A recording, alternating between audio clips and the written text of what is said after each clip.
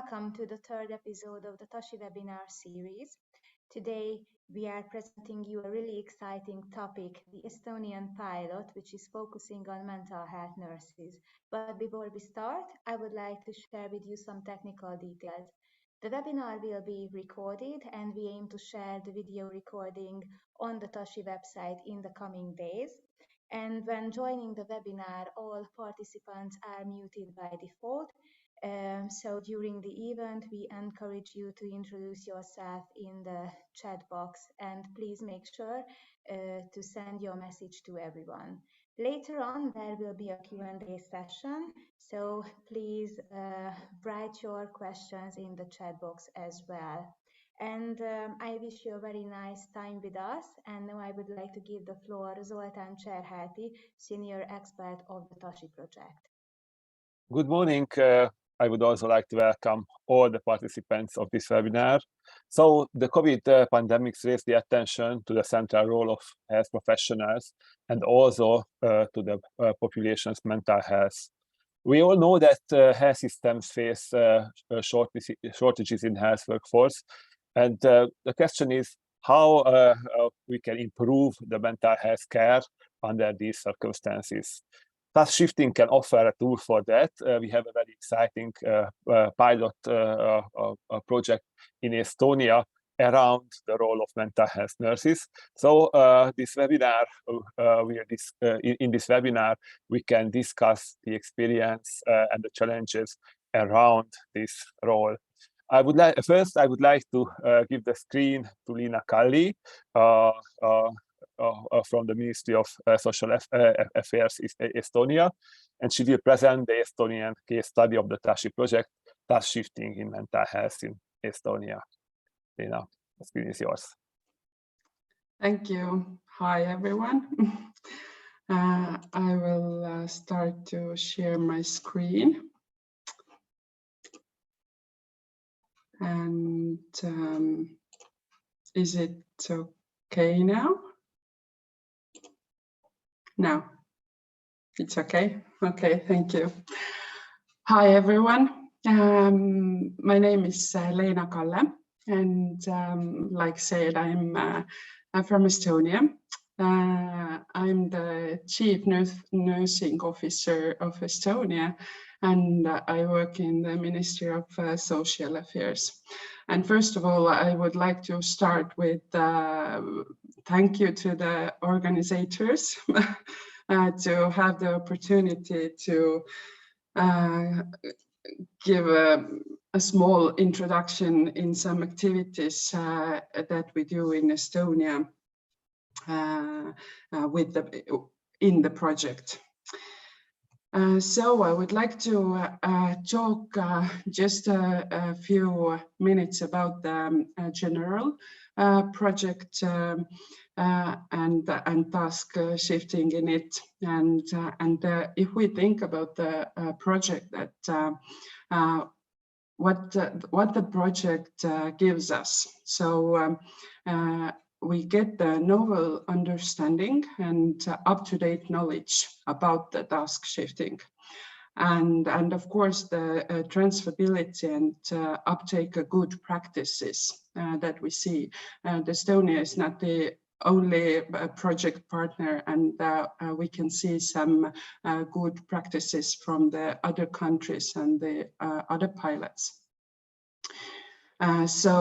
Also we can take task shifting implementation in different healthcare systems. So in Estonia, we're talking about mental health, but we can see in other pilots that there are some other good things to do in other systems also.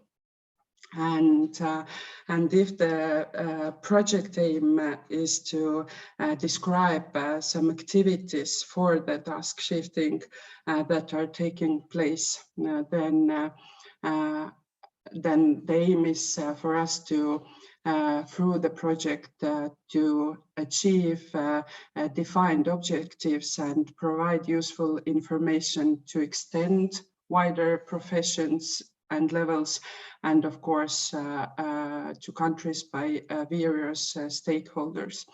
And maybe the key point from this slide is, or the core for me, is the value that we get from the project, the value for the patients.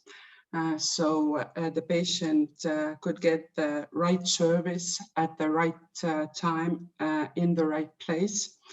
And the value for the healthcare workers, so they can use the skills and the knowledge at the right level as they have been trained.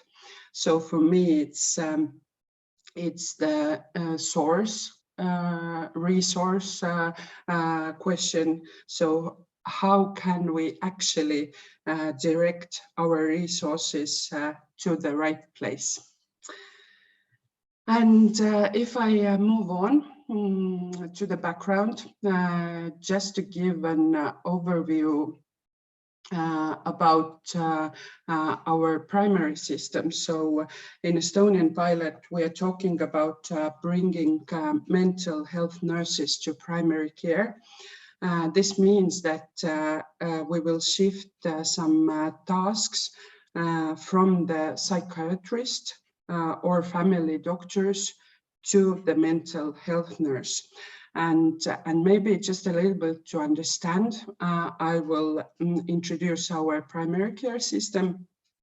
So basically, primary care in Estonia is based on family doctors with family nurses, and they serve together the patient lists. And through this, the family doctors could have a solo practice. The second, they can join and have a bigger centers. And thirdly, that is also promoted a couple of last years, is this big primary care health centers is in Estonia.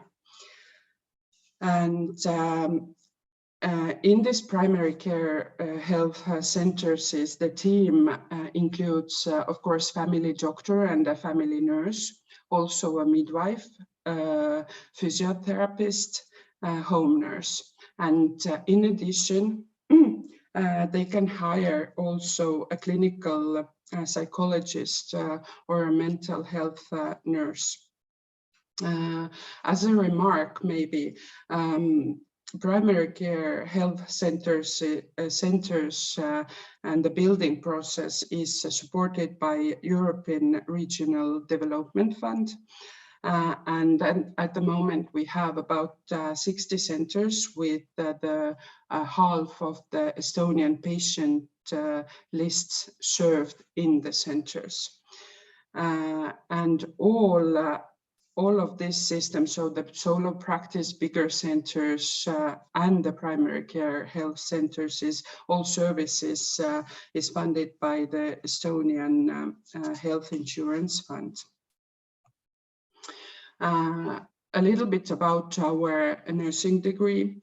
So nursing degree takes 3.5 years to complete it, and after that, you a nurse get a registered nurse level. So there is no other level above that. And after that, we have a master degree in health sciences, and this is the APN level, so advanced practice nurse level. And in this master degree, we have a specialization on 4 different levels. So there is a mental health nursing curricula that we are today talking about. And also there is clinical nursing, intensive care nursing, and healthcare nursing. Difficult is for us the point that master degree is not yet a requirement for working.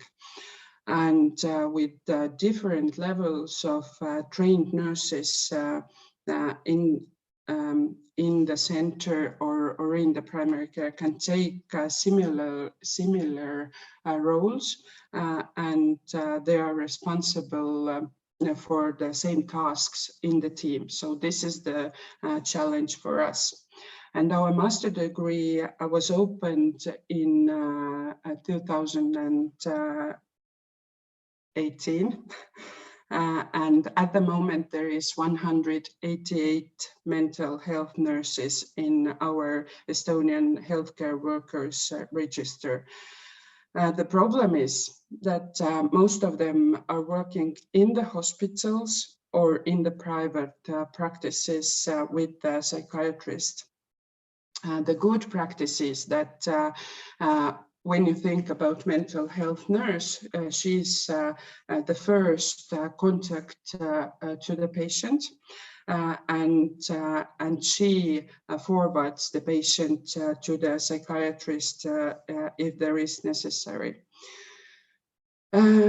What is good that the master degree or the APN level has more rights and more independence. So this is something that we are moving on in Estonia. Some primary care healthcare centers already have mental health nurses in the centers working, but this is not common practice in Estonia yet, and there is actually competition between the centers to hire them, and like I said, the number is not so high of the nurses. So for us, the challenge is the role and the different tasks. So the role at the primary care must be defined, and the tasks that mental health nurse do during her job have to be agreed. And of course, after the COVID-19 pandemic, it is clear for every stakeholder that we need this role. So we need mental health nurse on the primary care level. So this is not the question for us. And how we started? We started with the pilot having a question what we have. So this is something that I already introduced to you. And beside that, we also already had the question what we want to have. So we want to have actually a mental health nurse at the primary care level. So this is not the question anymore. And the challenge for us is to identify, analyze, and describe the role so everybody can understand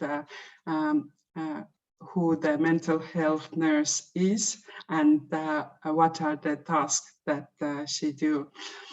And also we have in Estonia a Klaabu project. It's a little bit similar project. It also see the mental health nurse in the primary care or at the primary care.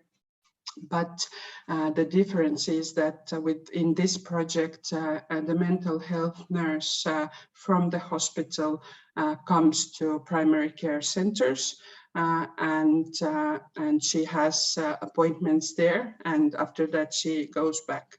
So for us, the challenge is how we can manage to get the mental health nurse in the primary care team.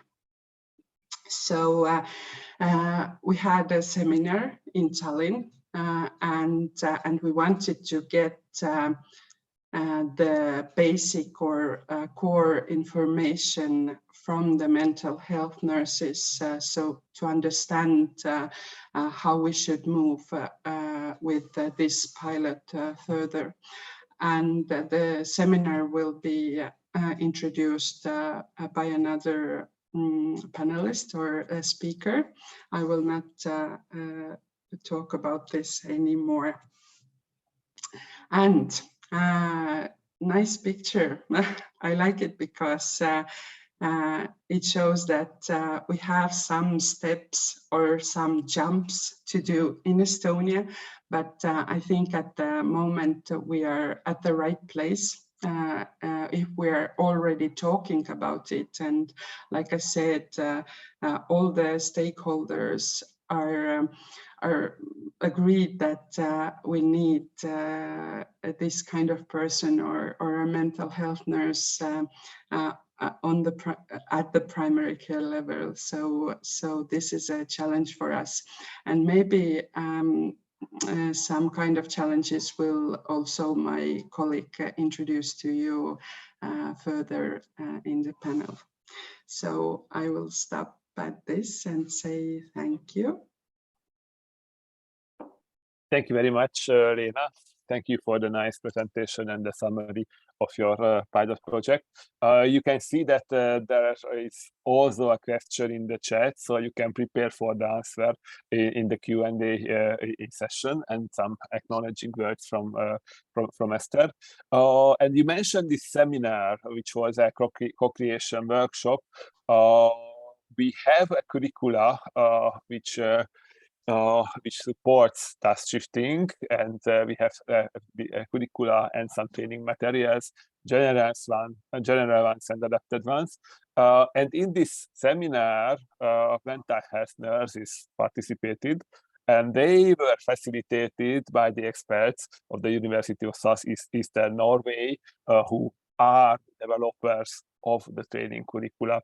So in the next presentation, I would like to give the floor to Vibeke Sandling, the professor of University Southeastern Norway, and to Diana Livola, who is a mental health nurse at the psychiatry clinic of Tartu University Clinic. So a joint presentation will follow. Vibeke and Diana, the floor is yours.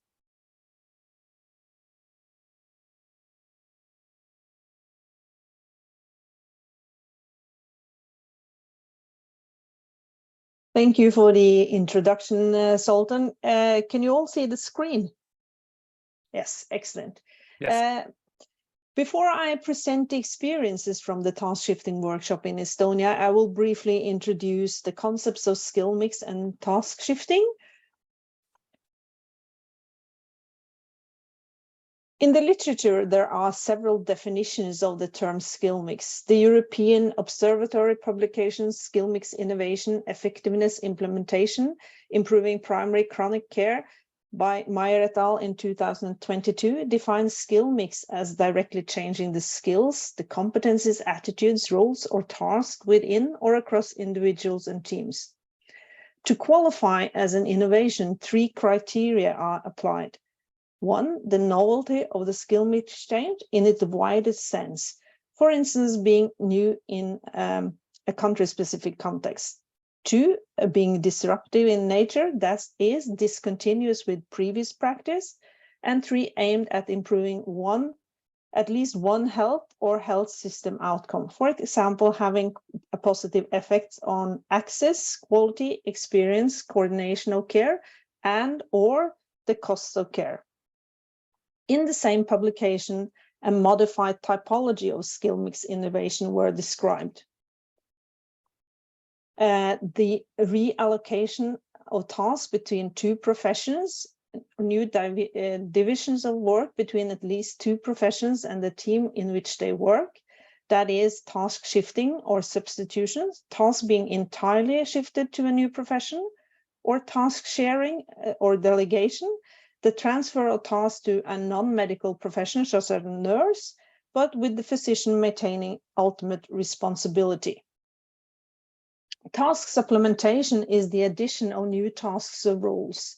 The health professional expanding their roles and performing new function, or the expansion of the skill sets and roles of an individual and a team. Finally, shared care is the introduction of teamwork and collaboration of at least 2 professions. Interventions to improve cooperation and collaboration, such as teamwork effectiveness or interprofessional education. In some cases, skill mix changes result directly or indirectly in response to changes in the service delivery models. In the 2019 EU expert opinion on task shifting and health system design, they focused on one element of skill mix task shifting, including task shifting from one health professional to another, to patients or caregivers or machines, hence also including digital transformation. The expert opinion did not, however, analyze the add-on of new roles and tasks or changes to multi-professional teamwork. In the TaSHI project, we aim to improve to provide a novel understanding and up-to-date knowledge on task shifting and the transferability and uptake of good practices in the implementation. So the TaSHI publication collection of useful tools and practices in task shifting presents the results of an exploratory study on the need for curriculum development in task shifting and provides an overview of good existing practices. The publication is based on a mixed methods approach, including desk research of evidence in scientific literature, finding of previous EU project, and stakeholder interviews. This slide shows the literature and state of the art for task shifting. Key points from the literature identifies the feature of successful implementation and collaborative practice, including good communication between teams, relevant and timely access to specialist services, coordinated care and continuous support, organizational climate, and management support. Further, the evidence suggests that education alone may not be sufficient to change culture. There is a need to explore initiatives that affect attitudes and behavior. The EU project points out that the starting point should always be the needs and values at both organizational and individual levels. And shared decision-making is central in this process. Moreover, the academic literature review identified interprofessional education as beneficial. Shared learning may be more effective in engaging health professionals and facilitating learning. The learning outcomes for task shifting should enhance teamwork skills, coordination and communication skills, and the learning activities should foster interprofessional learning. In the task shift workshop in Estonia, only one profession were represented, and the workshop facilitated shared learning as well as teamwork and coordination skills.The workshop was designed in a co-creation process with the Social Ministerium in Estonia. Further, this workshop was adapted to the stakeholders' needs. The workshop included 3 main learning activities: presentation, group discussion, and surveys. I will now present the activities and the outcomes of these activities. The first day of the workshop started with lecture combined with small group discussions on the fundamentals of task shifting. The topic for the discussion was on the types of skill mix happening in mental health care in Estonia. As you can see, both task sharing and task shifting is happening, as well as task supplementation and shared care. Further, the small group discussion identified that task shifting in mental health care involves both task shifting from one health professional to another, to patients and caregivers, as well as to machines. As shown in the previous slide, task shifting from one health profession to another involves recurring prescriptions, referrals, sick leaves, monitoring of conditions and medication, as well as patient care. The group discussion also identified topics of critical importance for training in task shifting, including both knowledge, skills, and competency. These learning outcomes reflect the learning outcomes identified in the TaSHI report collection of useful tools and practices in task shifting. Further, we used a questionnaire, measurement instrument for determinants of innovation, or MIDI, to identify and analyze facilitators and barriers of task shifting in mental health care in Estonia. The survey was presented using Mentimeter, and it also included reflections on the items asked. Further, the findings of the survey was used as a backdrop for the World Café on day 2 of the workshop. The survey revealed differences in organization of task shifting, which was important to bring to attention, as the group discussions on the first day left participants puzzled, as they did not completely recognize their own way of practice in the group discussion. This brings me to the experience of facilitators and barriers for task shifting in mental health care in Estonia.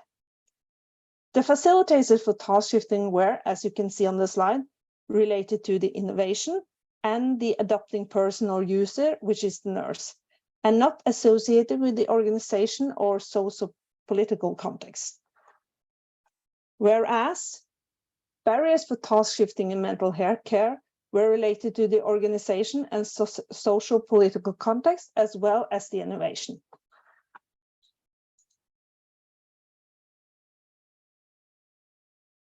The last day of the workshop was dedicated to sharing knowledge using a World Café approach. The topics for the dialogue were professional competency, guidelines and protocols, organizational healthcare, management and leadership, as well as barriers and facilitators for task shifting in mental health care in Estonia. This slide shows the knowledge co-created by the nurses during the World Café.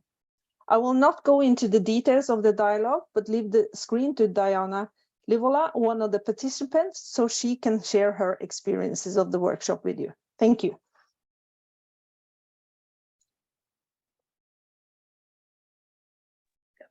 Thank you, Vibeke. So I am Diana Livola, a mental health nurse from Tartu, Estonia. And today I will share my experience of the workshop in Tallinn. So here are some of my observations. For me, it was very positive that this workshop took place face-to-face, because this is a great way to have this real human connection, and it's a better way to get to know each other. For me, this workshop was well organized. It had a balanced structure. It had good breaks, so you could rest a little bit and then continue to take on the necessary information. So for me, in general, it was a very first time to have this task shifting topic. And I think in that way, it was very novel and new kind of training, and that we had international lecturers, and that it was organized by the Ministry of Social Affairs. So as the theory presentations, they were thorough and they were clearly delivered. And if we had any kind of questions, they were answered. So nothing left unclear. For me, it was especially interesting, and I really liked the group works and the World Café approach, because for me, they are very effective learning methods. So we all can understand the point of views of other participants. And of course, it's a great way to promote networking, because we had mental health nurses from different places of Estonia. So it was very interesting to get to know each other and how mental health nursing is working in other parts of Estonia. And in general, this workshop, it opened up this discussion about task shifting and its importance in our daily work. And of course, very encouraging is that task shifting is supported by scientific evidence. So we know that this practice has to be safe for the patient, and that it also improves, in general, the work of the healthcare force.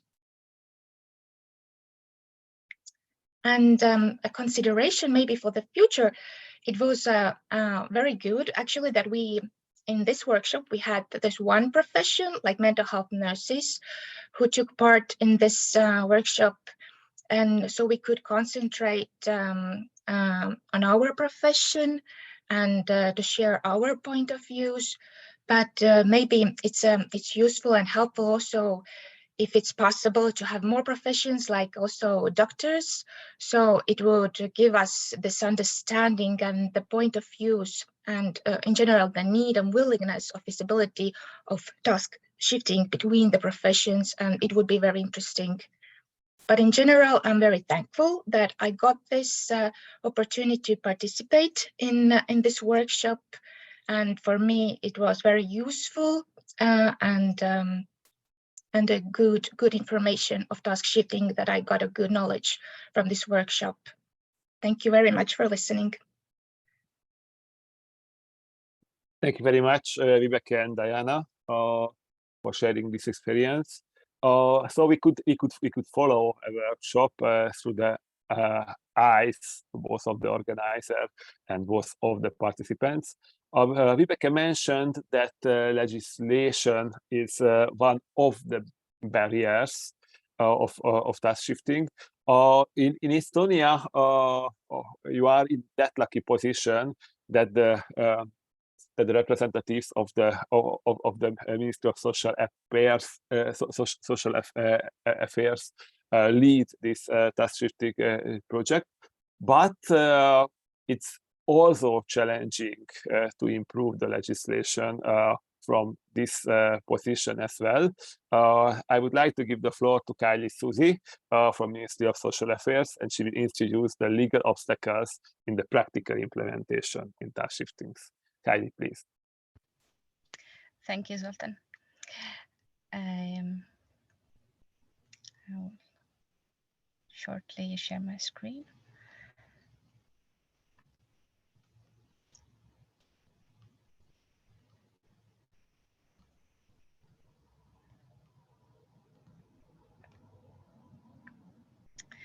So hello, everyone. Thank you for joining the seminar. My name is Kylie Susi, and I work in the Ministry of Social Affairs, and we share this department with Leena Kalle. And my main topic is primary care and what happens with family doctors in Estonia. So actually today I'm joining this summer school of young family doctors.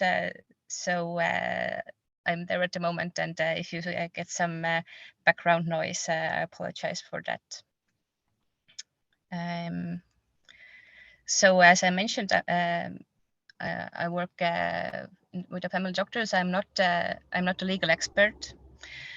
So this discussion about legal aspects will be more of like a philosophical one, or to make you understand and think about the legal aspects that need to be considered when talking about task shifting. And I actually have only this one slide to facilitate this this discussion, just to help with navigation on the topic. And on the left side, you can see some aspects about task management and what might happen if the task shifting is half done. So if some task sharing or delegation happens, but it's not really thought through. And on the right side, you can see a few examples I'm going to use to talk about it. And I'm not actually only talking about the mental health nurses, because we have some quite good examples from nurses in primary care in a wider sense. And I think the process or the aspects are quite similar. So what I want to show you is that the legal background and framework is something that could be a great obstacle, but it can also be a great facilitator to spread the practice of task shifting. So when you think about what other presenters said, you might think that well, task shifting is something that happens in every team, that you if a team is well formed and works well together, then they always share some tasks or delegate or help each other. And it might be working out really well on a daily basis based on the situation. But in that case, it mostly depends on the personal context and how this team has formed. But to make the task shifting happen on a wider level, so every patient, for example, in Estonia could benefit from it, we need to put it in the legal framework so it would spread. You can see in the examples we have prescriptions and sick leaves. These are some things that were done by family nurses for quite a long time without them actually allowed to do these tasks. So as Lena mentioned, there are family doctors working with nurses in Estonia, and a nurse has been the team member since the beginning, and they work really closely together. But over time, the nurses have got more and more responsibilities because the need of aid for the people is rising all the time. And also the nurses have better education, so it's a normal way to go. But what was happening was that the nurses, as the main, like a first contact to the people getting in touch with their GP, they were once asked for prolonging the prescriptions, and also people called to get the sick leave, and the nurses were the one doing it. But they were doing it in the name of the doctor. So actually the responsibility dissipated because the doctor didn't have the need or the time to check on it, and it was just some task delegated without responsibility, and in that case also without any provision of further education on these tasks. But right now we have come to a situation now where prescribing certain medicines for the nurses is actually legal, and also opening the sick leaves. So it was a really long way to go because, as you probably know, the stakeholders in medical field are really fond of tradition, and they don't expect much change. But of course, the crisis has this good aspect that they facilitate this opportunity to more change. So since last year, this opportunity to prescribe and make sick leaves was spread to more advanced practice nurses. But about referral letters and e-consultations, this is something we don't have this framework for the nurses to work with. So as there is no legal framework, there is also no practical way to do this. So what came up in the seminar with mental health nurses was that many of them who have also work experience in hospitals or just with psychiatrists in a secondary care level, they do this consulting on daily basis, also depending on personal contacts. But the psychiatrist who will give them some advice on how to work with a patient, they have no legal responsibility in the process, and it's might be not documented in any way. So actually there is a need for for the mental health nurses to consult with psychiatrists or other mental health nurses in secondary care level. But right now, there is no such opportunity. The family doctors, however, can consult specialized doctors, including psychiatrists. So what might happen is that the mental health nurse writes e-consultation referral, and the doctor sends it without actually being involved in the process. So that they were just forwarding the question.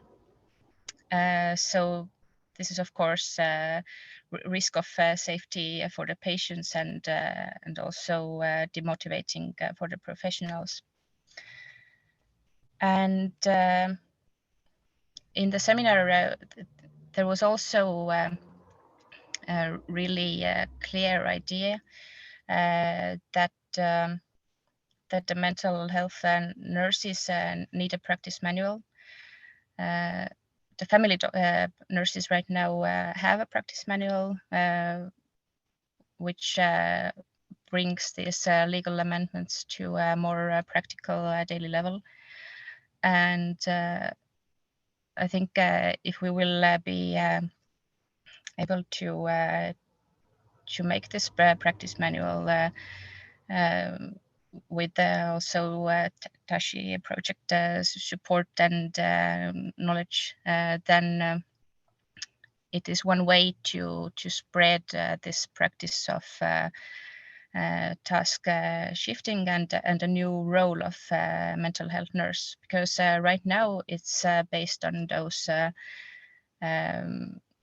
really motivated nurses, some good examples, but when you have the practice manual, when you have this legal framework, also this opportunity to consult, this will make it kind of mainstream. So every family doctor can see that, okay, this is something that the government expects from me.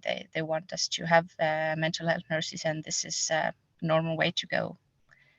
So it's hard and it takes time, but it's something you really need to work with if you want to have this task shifting on a wider level. So thank you. Thank you very much. Thank you very much, Kylie. So we could learn that there are a lot of tasks delegated to family nurses and mental health nurses in primary care without responsibilities, and some tasks with responsibilities. And for the e-consultation, an improvement is needed, and also we could learn the usefulness of this practice manual, which is available for family nurses, but not yet for mental health nurses in primary care. So I would like to thank all the presenters to the exciting presentations. And now I would like to provide the space for the Q&A session, questions and answers. So dear attendees, please raise your questions in the chat, or you can also nominate the panelist you would like to raise the question to, or even just put IDs into the chat, and our panelists are ready to answer them. So we follow the chat. Please insert insert questions. And the first question is to Lena. It was right after the presentation by Esther Kovács. I would be interested if you can easily fill the places in the master education. Are registered nurses themselves interested in upgrading their education, particularly in the mental health field? So how easy or difficult is to recruit mental health nurses in education? Lena, please. So there is actually two questions. At least. But I will start with the first one in the Esther Kovacs. This questions, yeah, there are two questions. So there is no problem actually with filling the places. And for me, the question is, and we have had some thoughts about it, that should we raise the places for the master degree? But there is an issue that I told that we opened the master degree at 2018, so it's quite new. So it's the 5th year of the nurses to go to master degree. Yeah, so we don't have at the moment the problem with filling the places, and competition at the moment is normal at the places. And the other question in it, that are the nurses interested in upgrading their education? So this is the catchy one. I think it depends on where you're standing and what you're looking. Of course, every nurse is interested. But they're not interested in the master degree. So there are different reasons for that. But just yesterday, actually, we discussed the same seminar results in Estonia. We had a big seminar that and with the stakeholders, with the different ones. So we had college and we had everybody there. And something that came up from there. So if there is a registered nurse, and she at this moment she doesn't want to go to the master studies, so she could actually from next year we have in our Tartu Healthcare College and soon in Tallinn also. So we have actually 2 colleges that provides the master degree. We have a micro degree that they can do on the mental health level. So it's not the same that you finish like an advanced practitioners, but it's an opportunity to get the points to just help your patients. And also in the future, if the nurse decides to go to a master level, she will have the opportunity to overtake the same micro degree to the master degree. So this is one, I think, really good option for Estonia, for our small country to move further with this problem, to get help for the patients and just to act now at the moment. So in 10 years, we think that there will be a lot of more advanced practice nurses, and they will cover all the Estonia. So there will be like registered nurses who work not independently, and there will be advanced practice nurses who will be like independent.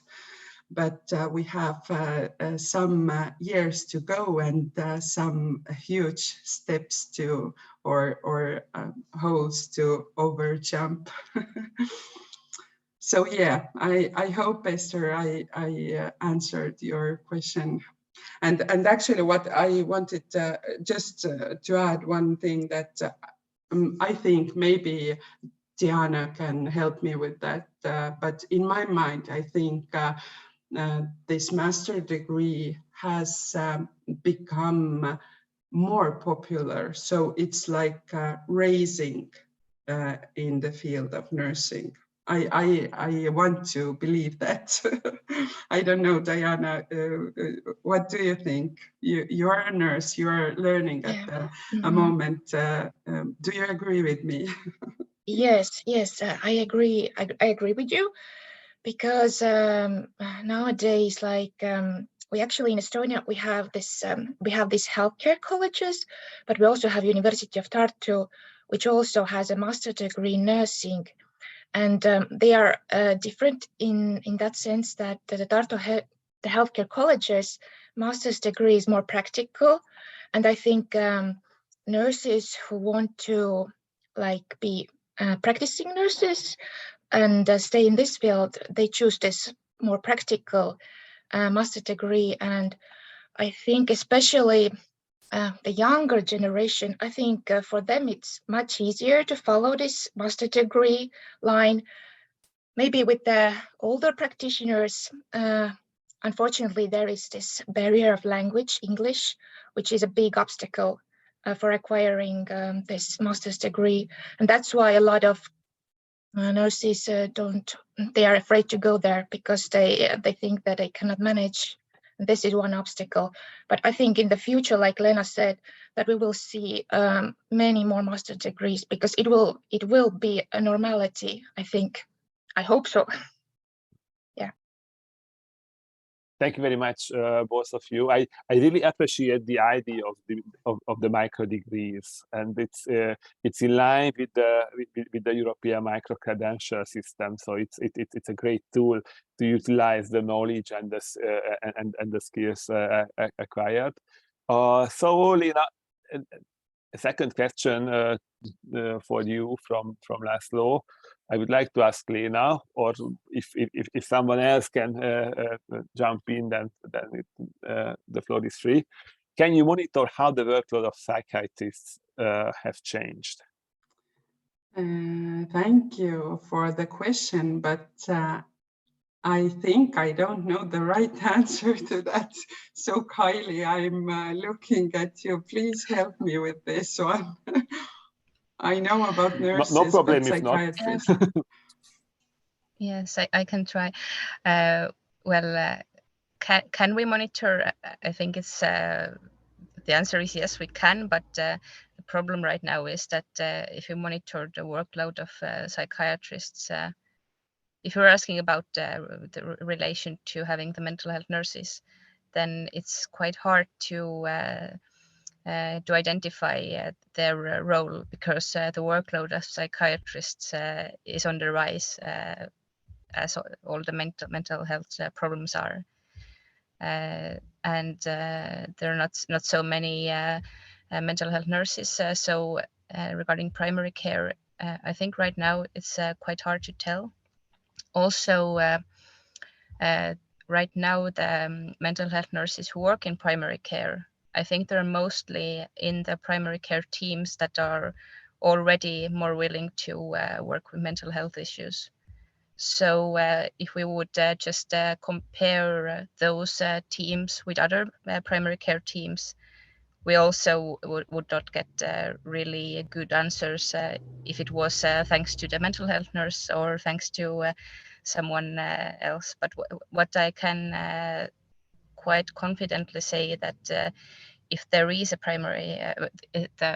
mental health nurse in the team, either in primary care or specialized care, they do take much workload from the doctors, because they can well, for the psychiatrists, they do the initial interview and session of the assessment of the patient, and this is something that requires a lot of time, and they're really good at this kind of triage. And in primary care level also, what the doctors really appreciate is that they can take time to communicate with the patients, as the work pace overall is quite fast.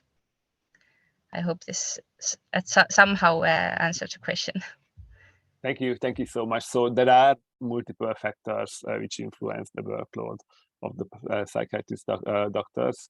So the chat is still open for questions. Actually, Zoltan, if I can, I just will fill Kylie's answer with another perspective. So actually, what we are working in Estonia, meaning the mental health, like fundamental mental health and the development of it. So we try to get like level by level assessment system. So the patient enters at the most easiest level to the system. So if the patient needs help, it's the basic system. How can patient help him or herself? And then next step is mental health nurse and further. So the psychiatrist is like in the top of the level. And at the moment we have a problem that we have appointments to psychiatrists, maybe not with these problems that a psychiatrist must to deal with. So if we have the system that the first step is help yourself, after that, I don't know, primary care and so on and so on. So this is maybe something that that in the future we can talk about that. Yeah, Estonia did it. Yeah, Estonia did it step by step. So Kylie mentioned reactions from the doctors, and Lena, you brought in the patient perspective, which is extremely important. And I would like to raise the last question to Diana, who is a mental health nurse. So Diana, what does it mean personally to you to be a mental health nurse? And this is the closing question for the webinar. For me, I think it, like in general, in this helping professions, that I can humanly help another person to feel a little bit better. And for me, like psychology and mental health in general is very interesting. And I started my studies with this idea that I will concentrate and will work one day in mental health.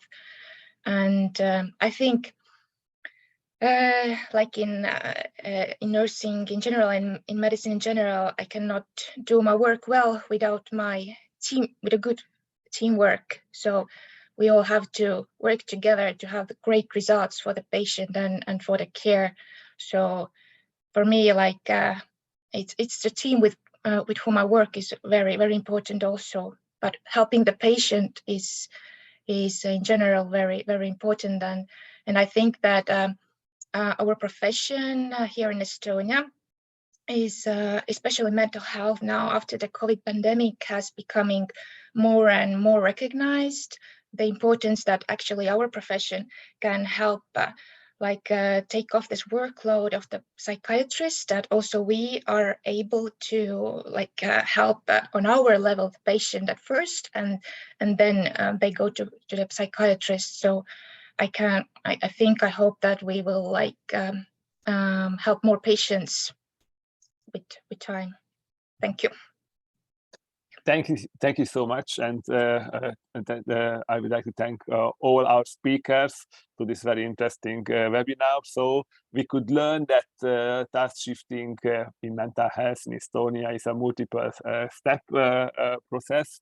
You are committed to make it, and you are very close to make it, or task shifting is in place in primary care and mental health. So mental health nursing is a new profession on the agenda, and now it is introduced, and this is a learning process, and there is a discussion what task shifting is, and I would like to echo Diana's final word that doing care together for the patients And thank you for the participations, for the speakers, and for the attendees as well. And I would like to close the webinar.